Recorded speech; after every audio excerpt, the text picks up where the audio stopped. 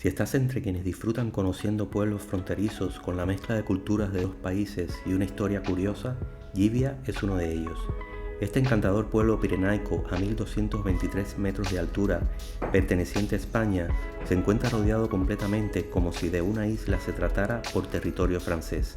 En este vídeo conoceremos uno de sus edificios más emblemáticos y te cuento la historia de esta rareza geopolítica. En el centro histórico de Llivia se encuentra el complejo constituido por la torre de Bernat Shaw y la iglesia de Nuestra Señora de los Ángeles, y es uno de los puntos más visitados. Está situada en el punto más alto de la villa, constituyendo un conjunto de carácter defensivo más amplio de la fortaleza iglesia. El casco antiguo de la villa alberga rincones mágicos que transportan a los viajeros a épocas pasadas, con sus casas de piedra y sus estrechas callejuelas empedradas. Los orígenes de Llivia se encuentran en su castillo, el único punto habitado hasta el siglo XIII en que Jaime I hizo un llamamiento a los habitantes para que se instalasen en el llano, y así empezó a florecer la población que hoy en día conocemos. Años más tarde, el castillo fue destruido, pero Llivia siguió siendo una villa real, y justamente en ese hecho está la clave de la historia.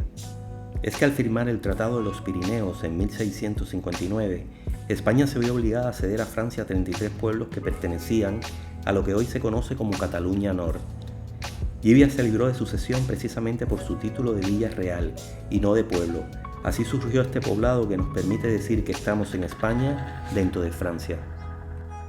La iglesia data del siglo XVI y está construida sobre otra del siglo XIII, aprovechando el resto de los materiales. La iglesia se terminó completamente durante el año 1617. Consta de nave única, con ábside poligonal, capillas laterales y campanario de torre adosado. La fachada es renacentista.